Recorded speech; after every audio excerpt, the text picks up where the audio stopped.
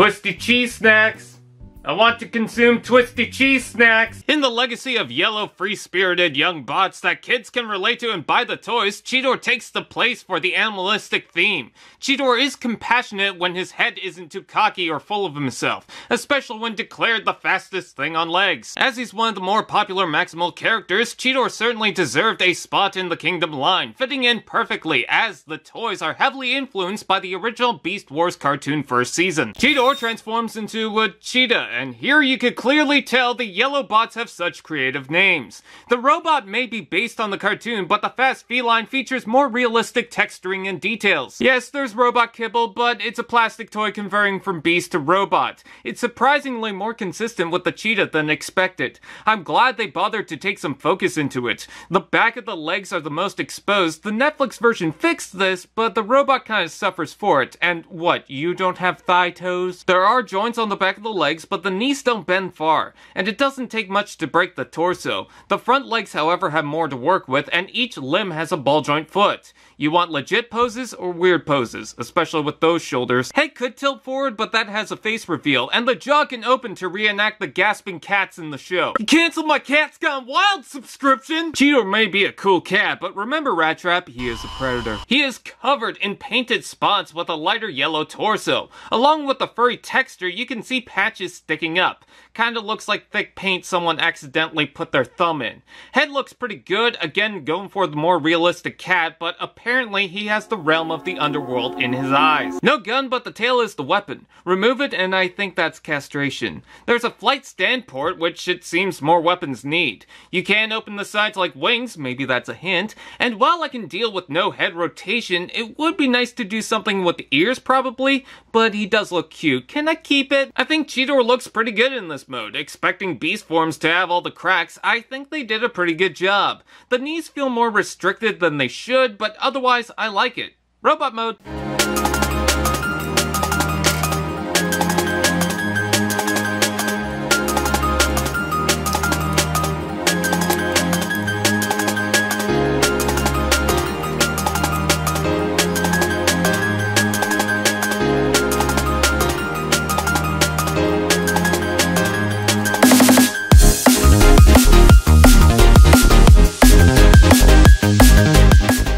On the surface may lack a few things that would make him seem impressive, but don't worry because the physical toy is actually pretty good. Much better than I had originally expected. Though some flaws have a hint of a bitter taste, most of it can be overcome. At least it's better than the weird Beast Machine's design, or even their first try at a classics remake of Cheetor. I mean, the stock images didn't even know what to do with it.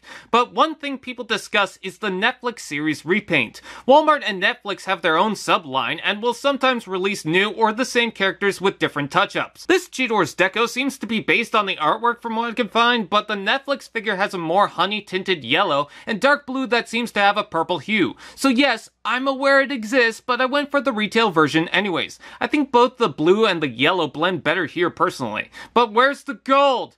Black Arachnia, stop stealing the gold! I love the head. I mean, the blue on the face seems too thick, so it rounds off the details, and there's no paint going on the back. The crest is too thick, but otherwise, I can register that's Cheetor easily, and the intended detail is spot on. I even like the Maximal logo on the forehead. Did someone say, articulation?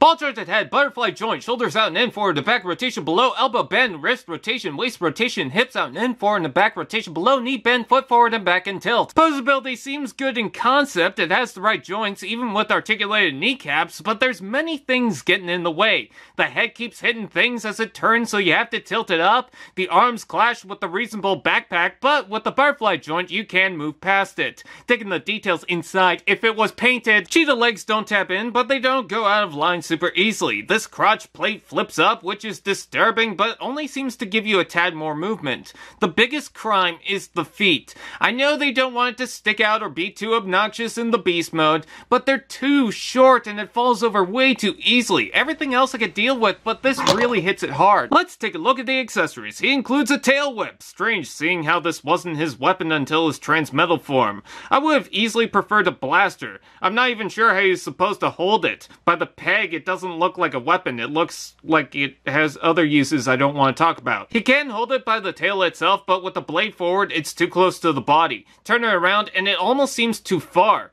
I just don't like it. You could store it on the peg hole, but that's inappropriate. You can't just slam it between the cheetah legs. I do see why people would pick the Netflix one over this. With the darker tones, it just seems less toyish. I just don't like the lower legs. It needs that blue. With the unpainted yellow, it just seems so barren. At least it's got the green eyes on the cat head sticking out like a thing from Aliens. One thing I appreciate is the panels folding in the torso, so not only do we keep the spots and don't have them hanging off to the side, but all the spots are genuine from the alt mode. Peg holes on the feet, so I guess we can get them some shoes to stand, and portholes in the hands. Is the reason there's no gold is so people buy the red version? Please, send us gold at P.O. Box Gold Member. Bet you didn't expect cat paws. You can exchange the feet for cat legs, but why would you beast machines?